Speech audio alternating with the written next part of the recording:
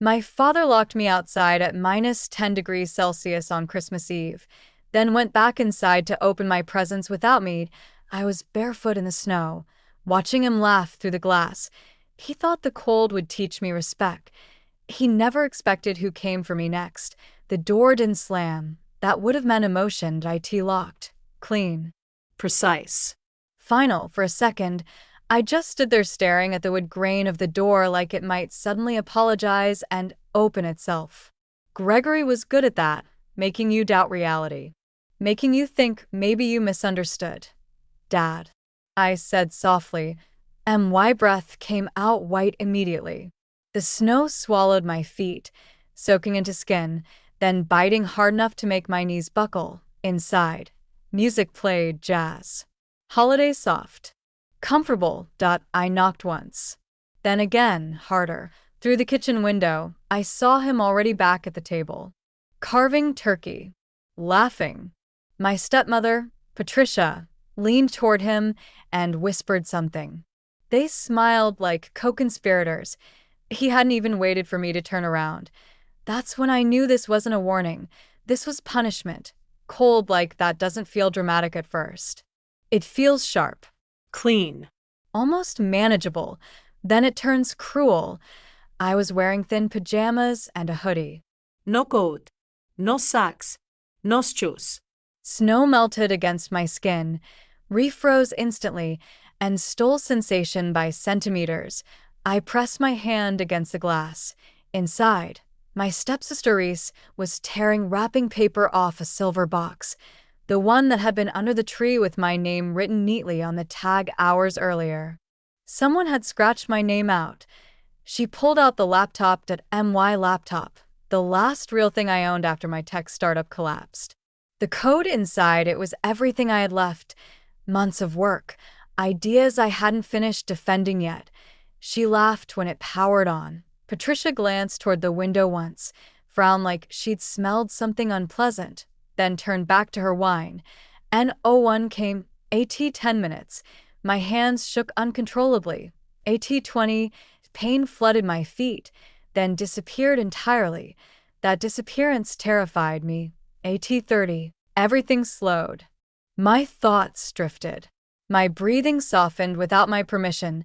I slid down the side of the house and hugged my knees, trying to conserve heat. That's when it hit me. This is how people die quietly. Inside, they open presents. Gregory raised his glass in a toast.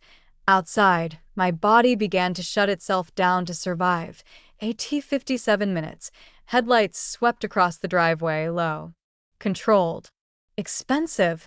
A black limousine rolled to a stop in front of the house like it had always belonged there. For one dangerous moment, I thought I'd finally slipped into hallucinations. Then the back door opened, and my grandmother stepped out. Josephine Harrison didn't rush.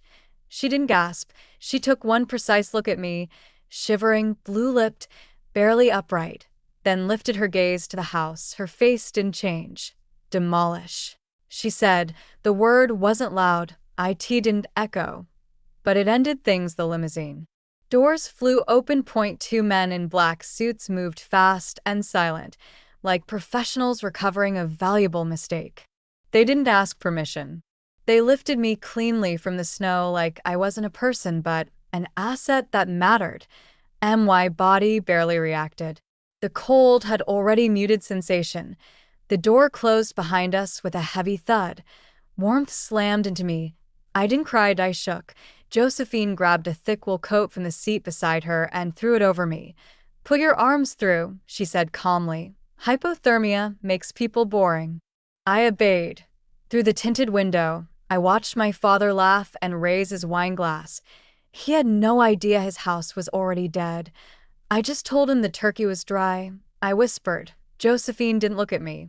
You think this is about turkey? She said. Then she turned, eyes sharp, calculating. He locked you out because he felt small.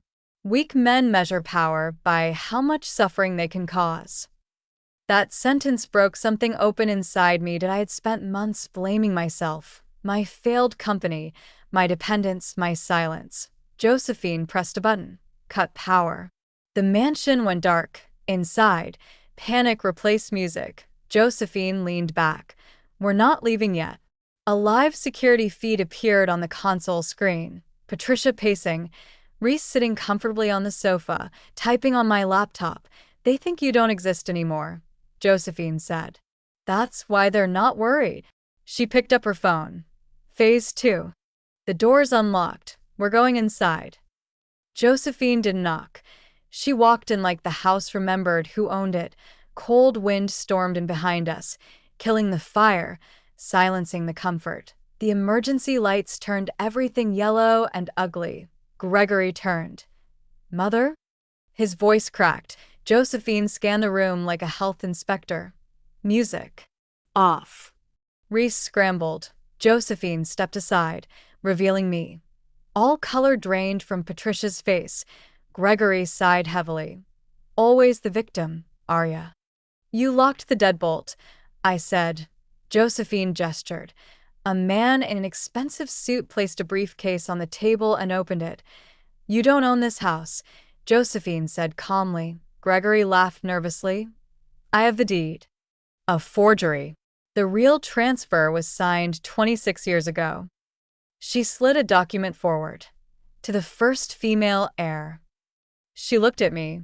Happy birthday. Patricia screamed. Gregory shouted lawsuits. Truth spilled. He had sabotaged my investors. Spooked my board. Broken my legs so I'd crawl home. You didn't save her, Josephine told him. You captured her. The lawyer turned to me. What would you like to do? For the first time, power landed fully in my hands. I want them out, I said. Now. It's a blizzard. Patricia cried. Yes, I said quietly. I know. Security moved. There was no polite escort. Gregory fell into the snow where I nearly died. He screamed my name. I walked to the window, pulled the curtain cord. The room went quiet. Josephine poured a drink and handed it to me. That, she said, is how you reclaim what was stolen. I took the glass, warm, steady, home.